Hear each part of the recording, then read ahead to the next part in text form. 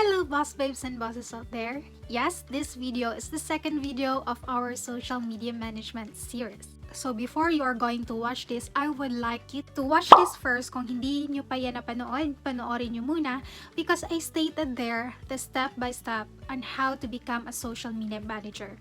Kasi ang video na to is the first step. So ang first step na minention ko doon is to identify your target clients. So right now, I'm going to answer your questions. Sui, how may I know who are my target clients? Or Sui, how may I know if I'm attracting my target clients or ideal clients? So right now, I'm going to teach you on how to create an ideal client profile. Some of the people call it buyer persona and some people call it a client avatar. Pero as a beginner, yung punto lang niya ng buyer persona or yung client avatar, that is just an ideal client profile. So, I will just call it ideal client profile or ICP kasi parang mas understandable siya. Kasi for me, those terms are so alien, especially before when I just started social media management. I also don't know what is buyer persona or client avatar. Para saan ba yan? So, buyer persona pala is an ideal client profile pala. So, mas madali ko siyang naintindihan or mas madali ko siyang nagets kung ano yung ibig sabihin niya. So, yes, we are just going to call that an ideal client profile. But before I'm going to dive in, let me introduce myself first. I'm Susie and I create contents about work from home, productivity, self-development, and freelancing lifestyle. So, if you like all those kind of topics, please don't forget to subscribe to my YouTube channel and hit the bell button down below so that you'll get notified every time I upload a new video. So maybe right now you are already asking me, Sui, what is ideal client pala? Okay, so yung ideal client mo, is ito yung mga client na nakaka-relate sa'yo or nakaka-relate sa service mo or nangangailangan sa service mo or product mo. Ito yung mga nasusolve mo yung problems nila at ito yung someone na nakaka-afford sa product or service na kaya mong ibigay sa kanila. Hindi lahat nasusolve mo yung problem. Hindi lahat may solution ka for them. This is the purpose why we are going to create your ideal client profile. So I have an experience before, 2017 or 2018, I'm not sure. And they hired me as a digital marketing manager. And that company is, nagsasell sila ng mga gloves sa baseball. Okay, so, eto wala talaga akong masyadong alam sa baseball. And even basketball nga, wala akong masyadong alam. So, how much pa sa baseball? And they hired me as a digital marketing manager. So, ang ginagawa ko sa kanila is website. I did create their website. I also create their social media presence and email marketing. Once kasi you are going to say that you are a digital marketing manager or marketer, ang laki kasi ng scope ng digital marketer. Kasi pwede sa website, pwede sa social media, pwede sa email management. Ang daming scope ng digital marketer kung digital marketer ka. So, since that company is just a startup pa lang, hindi pa talaga siya super malaki. So, ang ginawa, ako lang hinire sa whole process for digital marketing. And right now, ang problema is wala ako masyadong alam sa baseball. How can I market it? Kung mismo ako, wala naman talagang alam sa baseball. Hindi ko nga alam yung mga terms. Actually, always ko talaga siyang ginugoogle. Ano ba to? Ano ba to? Yung ganun. Ang hirap kasi ang ginagawa ko na lang para makita ko on how I'm going to approach the marketing is that nagfa-follow ako ng ibang baseball company. Yung nagsisell din sa kung anong sinesell namin. At kinakopy ko na lang yung strategy kasi nga, wala talaga akong alam or idea about baseball and what is the tone of voice na gagamitin ko when it comes to baseball. Kasi nga naman, wala akong alam, di ba? Hindi ko passion, hindi din ako nanonood ng baseball. So, nahihirapan ako to create contents for them. Kung ano yung feel ng website, kung ano yung feel ng branding nila, nahihirapan ako. My main point is that para hindi ka masyadong mahirapan as a beginner, dapat yung niche mo is yung may alam ka na, may idea ka na, familiar ka na, at yung mismo ikaw, nakaka-relate ka sa service mo na ibibigay mo sa client mo, or mismo ikaw yung target client mo, your previous self. or your current self na alam mong mismo ikaw, bibili ka sa product mo or ikaw, bibili ka sa service mo. We will going to create a customer avatar based on you. Okay, so maybe you are asking if, okay, Sui, I know na who is my ideal client, why I still need to create an ideal client profile. So ito lang yun. We just need to be so clear kung sino talaga yung target client mo and how we are going to approach them via our content on our social media platforms. Even in our own experiences, kung may mga post tayo na mismo tayo nakaka-relate, ang dali nating maka-like, ang dali nating maka-comment, ang dali nating maka-share. So, we want an audience na nakaka-relate sa mga post natin. So, that's the reason why na kailangan nating malaman kung sino talaga yung target audience or target client natin para mas madali tayong makakreate ng contents na relatable. We can also create an effective service for them or an effective solution to their problem. So that's the main thing why we need to do this. So right now, I'm going to show my screen so that you can see and how to do it step by step. So yeah, you are currently seeing my screen right now. Please go to HubSpot. Here, dito sa what is a buyer persona, you can also click this one to learn more. I would like you to use this tool, Make My Persona tool, build my persona. So right now, we are going to create your ideal client profile through creating an avatar. So for me, I'm going to create an ideal client avatar for my BossedUp. So dalawa kasi yung audience ko dapat. Ito yung for freelancers and for clients. So ang gawin ko is yung for freelancers. So kayo, it's up to you. You have to know kung ano yung target client nyo para makagawa kayo ng avatar or kung anong niche yung gusto nyong kunin. Marami kayong pwedeng targetan ng mga clients. Example na dito yung fitness coach, life and wealth coach, small business owners, medium business owners, basketball coach, if mahilig ka sa basketball, entrepreneurs. Marami kang pwedeng targetan ng mga client. Yung gusto mo ha, okay. So, kung mahilig ka sa plants, you can also target those people na nagsasell ng mga plants. Kung mahilig ka magluto, you can target the restaurants. Yung based sa kung ano talaga yung meron ka ng alam or meron kang idea or familiar na sa'yo yung ginagawa nila. So, I would highly recommend you to use that or do a client avatar for that. But for me, I'm going to create a client avatar for BossedUp and I'm going to target freelancers. So, always make sure na the best client avatar or the audience avatar is you yourself. We'll go back here sa step 1. Why is this step important? So you can also read here, but for me, I will just going to create directly. Pick your avatar. Okay, so since I like pink, ito yung kunin ko. So for the name of your persona, so I will create a name. So since my best audience is also me, let me just revise my name a little bit and create it as, okay, so hi Suzette. Si Suzette to. Okay, let's move on. Their demographic traits. So, how old are they? Mostly, yung mga freelancers, merong nagsuschool pa at merong tapos na din. But I will just put it 18 to 24. But, don't worry, kasi may i-edit naman siya, kahit ano. Kasi, yung for me, 18 is already good. 18 to, let's say, 50 or 60. Kadalasan kahit 60, marunong pa yan sa computer eh. So, my target audience is 18 to 60. And what is the highest degree or level of school? High school, less than or hindi pa nakatapos ng high school. Actually, maraming mga freelancers na kahit hindi nakapagtapos, super magagaling. So, medyo hindi ako mahigpit dito. As long as may skill yung freelancer, I don't care if nakagraduate siya or wala. Siguro, high school degree or equivalent.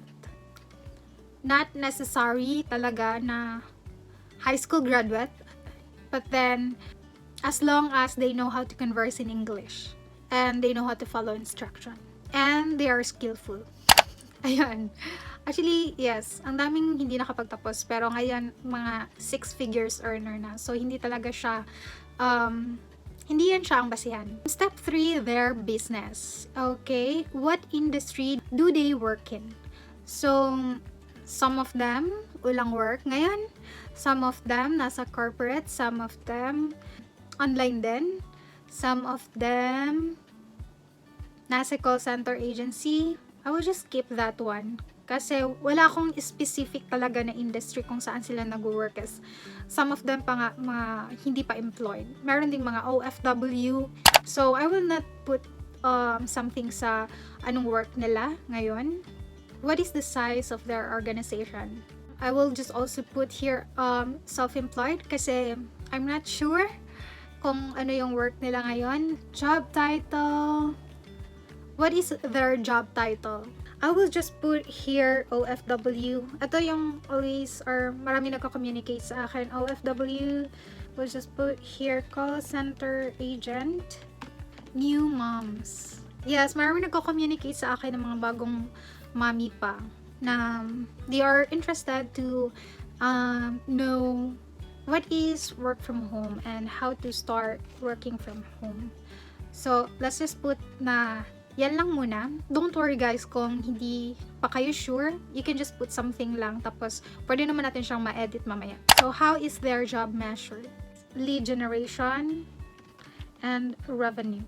Meaning, kung meron ba silang lead or mga prospect na mga makuha, malaki ba yung revenue na nabibigay nila sa company, mga ganun. Who they report to. So, maybe sa boss nila, malamang. Now, I mean, may kung self-employed sila, wala, none. Kung ano sila, call center, maybe team leader. Sa teacher, okay, well, let's just put it sa teacher. Kasi may student tayo. And mom. And step 5, we're almost there. Characteristics of their job. Ano yung goals ng job nila? So, let's say, create source of income. Especially for moms and students. And what are their biggest challenges? So, don't worry guys. Kung wala dito, you can also put it here kung wala.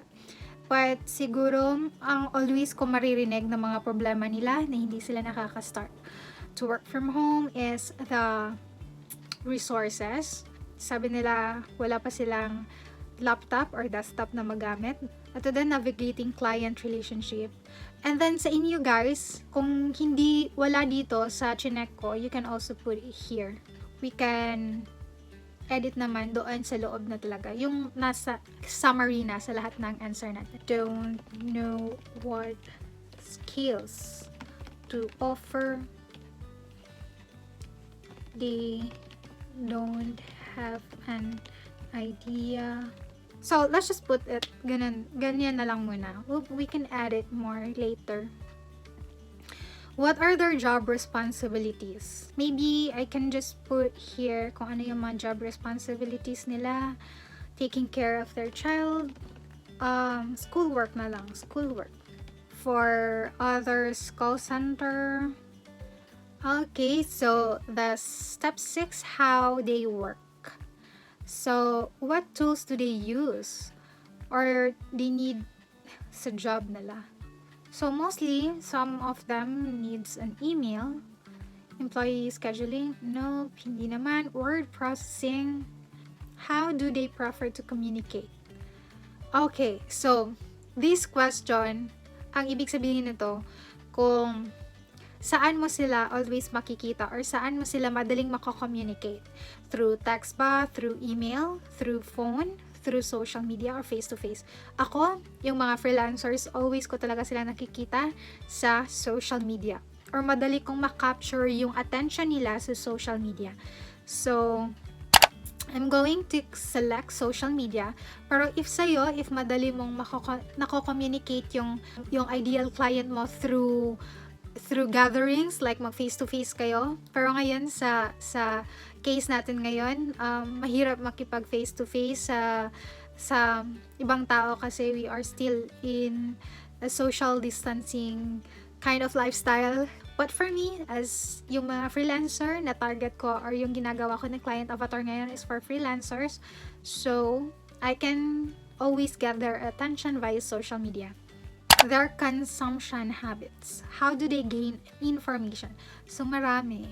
I think internet. Lagyan ko na lang ng internet kasi madami. Maybe they are currently enrolling an online course, or maybe they are just watching YouTube videos, or maybe they are just using Skillshare. Yung gana. I will just put internet para mostly naman tayo ngayon sa internet and sa TV tayo nakakakuha ng mga informations, diba? And what social networks do they belong to? So, marami. Meron silang Facebook, usually then my Instagram, Twitter, hindi masyado. LinkedIn, Facebook, Instagram, andun talaga mostly yung mga freelancers. So, this is the whole thing na ginawa natin. Ito yung lalabas sa inyo. I will change the color scheme because I like pink. Yes. There. Okay, so I will change the age here and I will just put it, 60 years old. Highest level of education. I'm not so particular with that. So, I can just delete this one kasi hindi naman talaga siya necessary for avatar ko. Hindi siya kailangan, or sa profile na ginagawa ko, hindi talaga siya main thing. So yeah. So social networks, ito yung clinic ko, Facebook, LinkedIn, and Instagram. I should be more active on these 3 platforms kasi dito mostly yung mga target audience ko. Industry, hindi naman talaga, di ba? Industry of work kasi to. Industry of work. Hindi naman talaga necessary na may industry yung target client ko since Suzette wants to be a freelancer.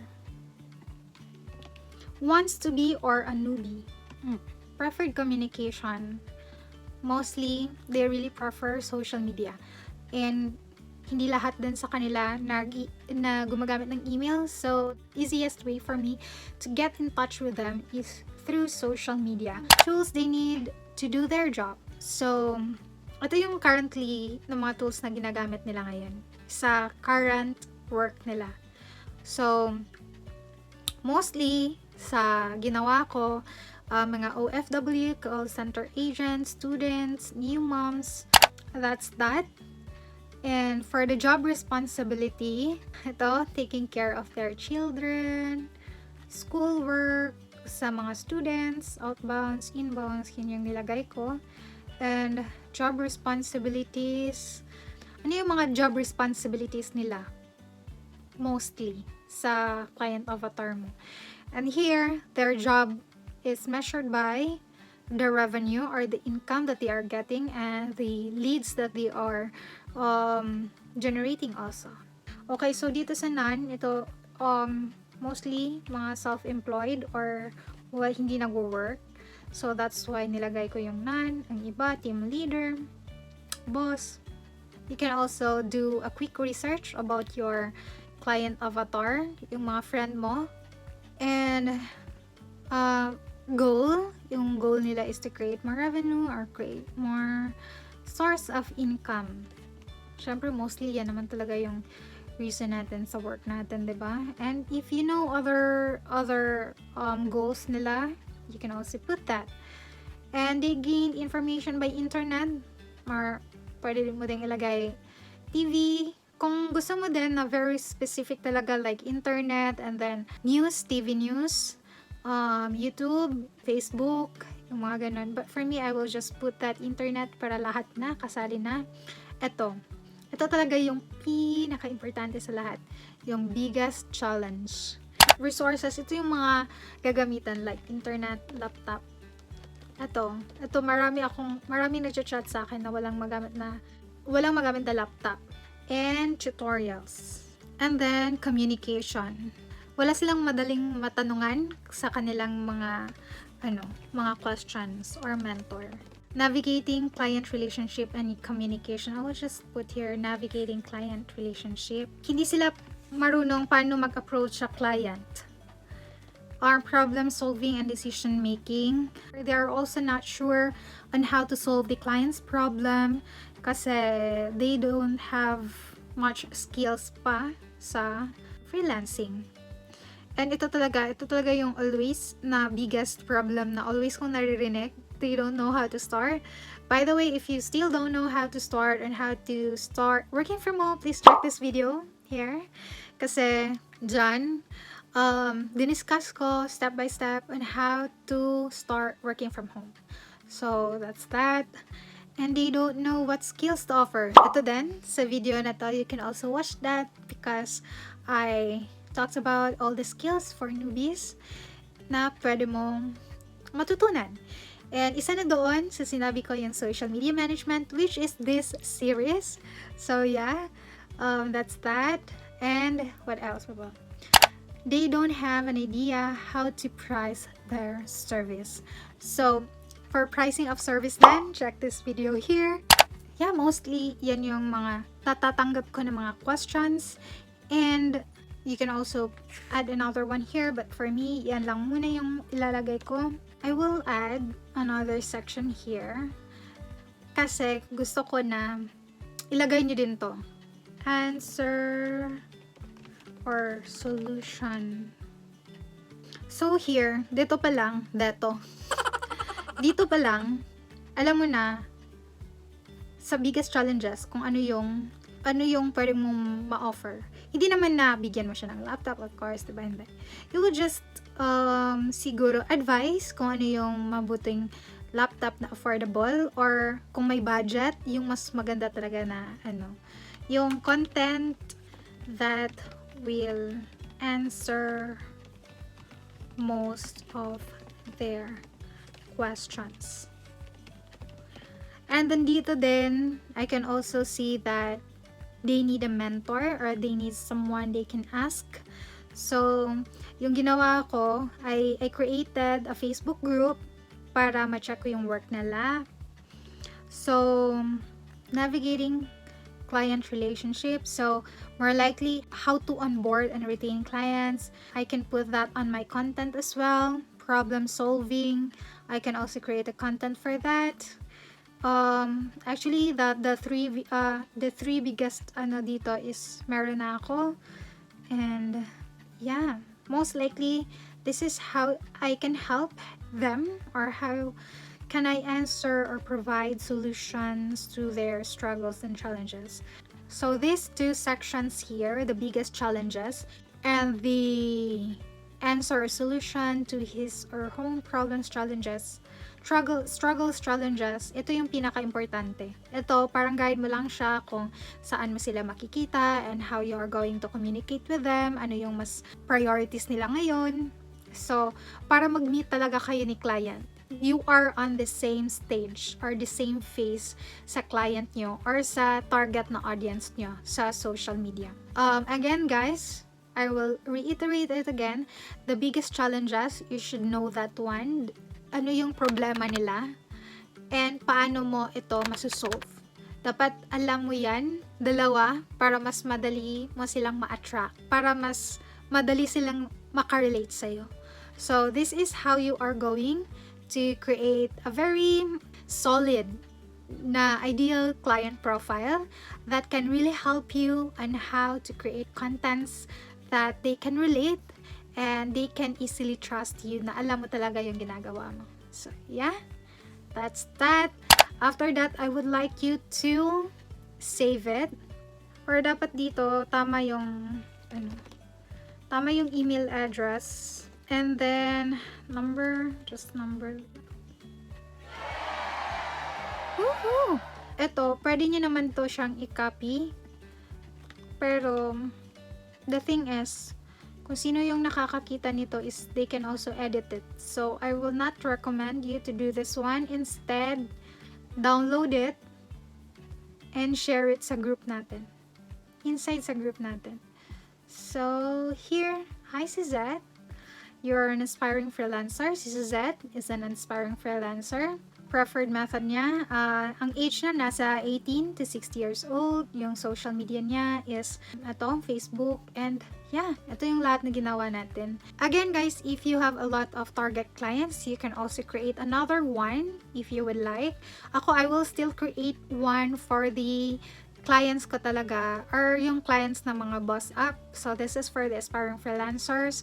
And if marami kayong target clients, you can create. But I will really recommend to really stick lang kung ano lang talaga yung meron kayong knowledge or familiar na kayo about sa niche na yon, para hindi kayo mahirapan na makirelate sa topic. And yeah, you are also going to use the right terms for that niche. So yeah, that's that. And don't forget to share your work sa Facebook group natin so that I can check it. Hope this tutorial is easy for you to follow and you get the clarity why we need to do this and why we need to start from here. Before I'm going to end this video, I would like to share the works of the boss babes and bosses inside our group, so please check this out.